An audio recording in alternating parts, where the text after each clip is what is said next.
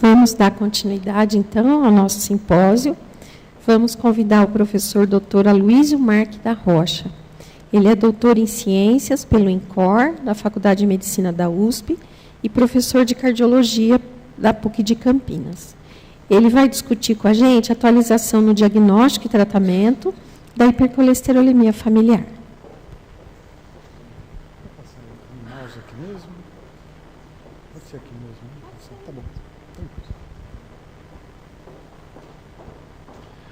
Bom dia a todos.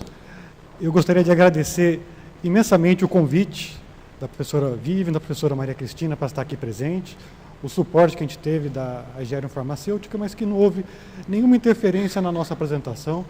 É uma apresentação que eu fico muito feliz de estar aqui.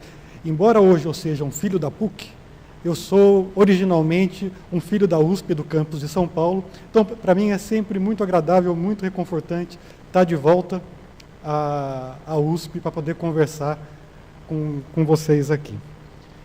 E Ribeirão traz uma lembrança muito boa, que a minha última intermédia, já faz bastante ano, em 93, foi aqui em Ribeirão.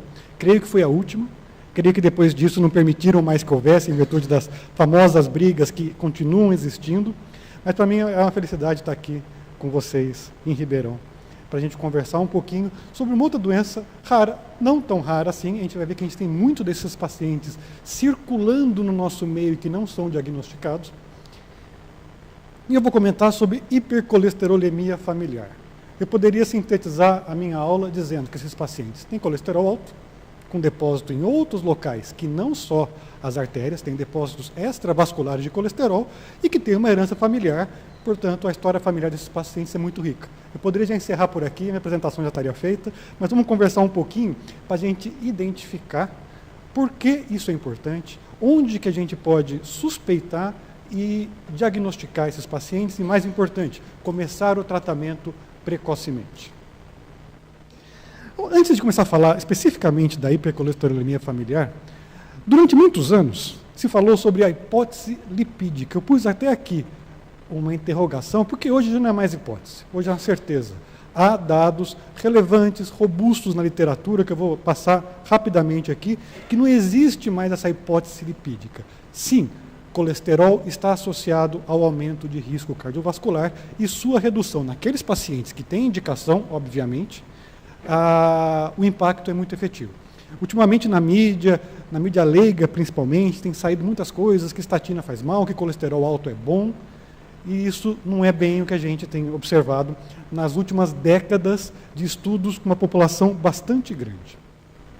Como o professor Josivan, que me antecedeu, comentou, a história da medicina é muito importante. A gente tem que sempre ter isso em mente, como é que a gente chegou ao conhecimento que a gente tem hoje.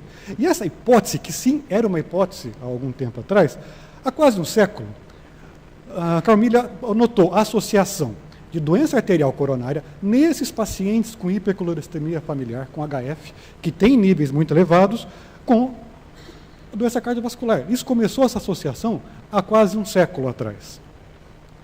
Em 1948, iniciou-se o estudo de Framingham, que é conhecido da maioria de vocês, de onde saíram conhecimentos muito importantes sobre fatores de risco e eventos cardiovasculares. E esses fatores, que já foram estudados desde o início, no pós-guerra, em 1948, já se usava colesterol como um dos marcadores associados à maior incidência de doença cardiovascular.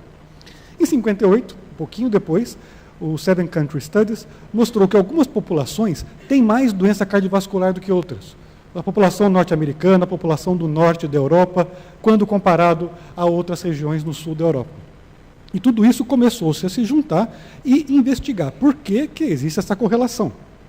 E uma coisa bastante interessante na história do estudo dos lípides e da cardiologia, lipidologia moderna, em 1973, dois pesquisadores, Goldstein e Brown, descreveram o mecanismo do receptor do LDL colesterol, de fundamental importância nos pacientes na retirada das partículas aterogênicas, o LDL, da circulação, e já eles descreveram, em 1973, este mecanismo e associou-se o defeito desse receptor a HF.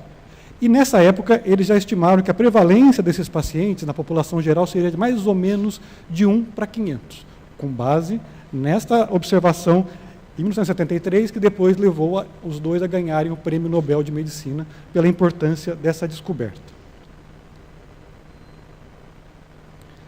Alguns anos depois, foi-se isolado um inibidor da HMG-CoA redutase. Hoje vocês ouviram falar um monte de sopa de letrinha, de letras, de enzimas, a gente vai falar mais algumas aqui que são importantes, mas o que é isso? A inibição de uma enzima que está na cadeia de